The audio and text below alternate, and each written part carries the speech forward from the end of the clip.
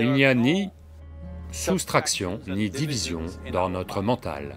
Il n'y a que l'addition et la multiplication. Je vais juste supprimer les pensées négatives et avoir des pensées positives. Bonne chance, ça ne va pas marcher. C'est juste que vous devez prêter un peu attention à son fonctionnement. Vous verrez qu'il y a une distinction entre ce qui est vous et ce que vous avez accumulé.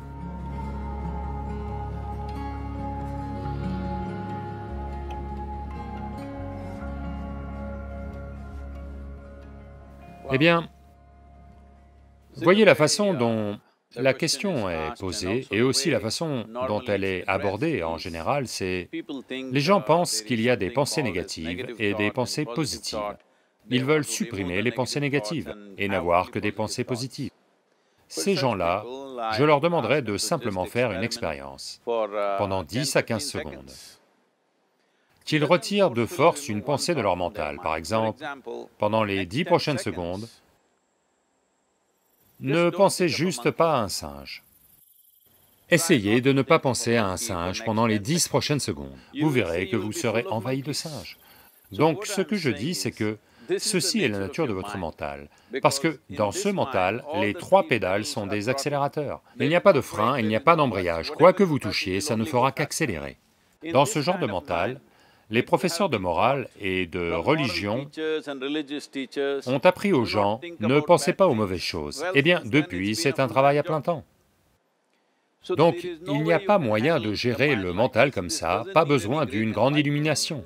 Si vous passez 2 minutes les yeux fermés, vous allez réaliser que vous ne pouvez rien faire de force avec ce mental. Donc, je veux supprimer les pensées négatives. N'allez jamais dans cette direction, parce que ce que vous voulez supprimer va devenir votre qualité, vous serez toujours dessus. Alors que faire? Le truc c'est ça. Sans comprendre la mécanique fondamentale de ce mental, parce que notre mental, le mental humain, est l'ordinateur le plus sophistiqué de la planète. Même tous les super-ordinateurs en sont sortis. Quand c'est le cas, n'est-il pas important que nous comprenions la mécanique de son fonctionnement? Un aspect simpliste de son fonctionnement, c'est que il n'y a ni soustraction ni division dans notre mental. Il n'y a que l'addition et la multiplication. Si vous essayez de faire quelque chose avec lui, il va dire une de plus.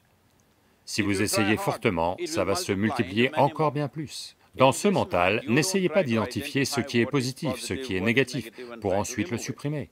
Tout d'abord, on doit comprendre que ce mental qui est le vôtre, ce corps qui est le vôtre, sont censés vous servir vous. La vie que vous êtes est importante.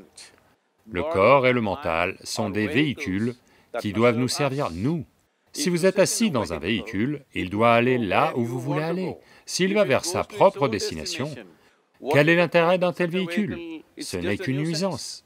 En ce moment, la plupart des êtres humains, malheureusement, vivent cette possibilité fantastique qu'est le mental humain comme une nuisance, comme une chose problématique. Eh bien, c'est la plus belle chose que vous ayez. C'est juste que vous devez prêter un peu d'attention à la façon dont il fonctionne. Voici une chose simple. Le tout premier processus, c'est pour ça qu'on a sorti ce processus appelé Isha Kriya. Il est fait pour vous distancier de votre processus physiologique et psychologique.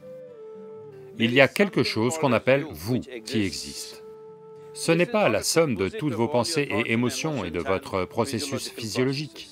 Au-delà de ça, il y a vous. Si vous fermez les yeux, même si vous ne pouvez rien voir, vous êtes toujours là. C'est par la fenêtre de vos yeux que vous regardez au dehors, mais si vous fermez les yeux, ça ne veut pas dire que vous n'existez pas, vous existez toujours. Donc au-delà de vos pensées, vous existez encore, au-delà de vos émotions, vous existez encore. Donc ce vous, la vie que vous êtes, cela doit entrer dans votre expérience. Pourquoi est-ce que vous ne permettez pas à cela d'entrer dans votre expérience alors que c'est l'aspect le plus important de qui vous êtes? Qui vous êtes en ce moment, l'aspect le plus important, c'est que vous et moi sommes en vie, là maintenant, c'est tout. Ce que je pense, ce que vous pensez n'est pas l'important. Nous sommes en vie en ce moment, c'est ça l'important. Donc, il est important que vous vous concentriez sur ce sentiment fondamental de vie en vous. Et alors vous verrez qu'il y a une distance naturelle entre vous et votre processus de pensée. Une fois qu'il y a une distance entre votre processus psychologique et votre processus physiologique, c'est la fin de la souffrance, parce qu'il n'y a que deux sortes de souffrances traversées par les êtres humains, la souffrance physique et la souffrance mentale. Une fois que vous créez un peu d'espace entre vous et votre mental, entre vous et votre corps, c'est la fin de la souffrance. C'est quelque chose que chaque être humain doit éprouver et connaître, autrement, en pensant « je vais juste supprimer les pensées négatives et avoir des pensées positives », bonne chance, ça ne va pas marcher. 100% sûr, ça ne va pas marcher, car personne ne peut les supprimer, ils peuvent les éviter un certain temps. Donc quand des pensées négatives arrivent, vous dites « ram ram, shiva shiva », ce que vous voulez, mais ça c'est juste les éviter, elles n'ont pas disparu. Dès que vous arrêtez ça, elles vont ressurgir avec beaucoup de force, autrement elles vont revenir dans vos rêves. Donc c'est très important. Tout d'abord, vous devez comprendre que votre colère, votre ressentiment, votre peur, vos angoisses, la négativité que vous générez, en général, le ressentiment, la colère, sont toujours dirigés contre quelqu'un. Mais nous devons comprendre que ce sont des poisons que nous buvons et on s'attend à ce qu'un autre meure. Heureusement, la vie ne marche pas comme ça. Si je bois du poison, je meurs. Si je bois du poison, vous ne mourrez pas. Donc, nous devons comprendre ça. Quand je dis poison, aujourd'hui, vous pouvez vous faire des analyses chimiques. En ce moment, vous avez certaines analyses de sang. 5 minutes de colère intense, vérifiez vos analyses et voyez, il y aura beaucoup d'éléments négatifs dedans, littéralement, vous vous empoisonnez. Donc, voulez-vous vous empoisonner? Certainement pas. Maintenant, la question elle-même vient d'une certaine détresse. Que faire? Ne faites rien.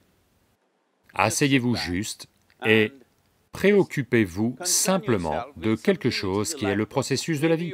Peut-être vos battements de cœur, peut-être votre respiration, peut-être juste la sensation d'être en vie. Selon votre niveau de sensibilité ou de perception, selon ça, trouvez quelque chose. Ça pourrait être une sensation dans le corps, ça pourrait être la respiration, ça pourrait être un battement de cœur, ça pourrait être n'importe quoi, quelque chose qui vous indique la vie, prêtez simplement attention à ça. Pendant un certain temps, lentement, vous verrez, il y a une distinction entre ce qui est vous et ce que vous avez accumulé, qui comprend vos possibilités physiologiques et psychologiques. Possibilités ou pagailles, selon ce que vous en avez fait.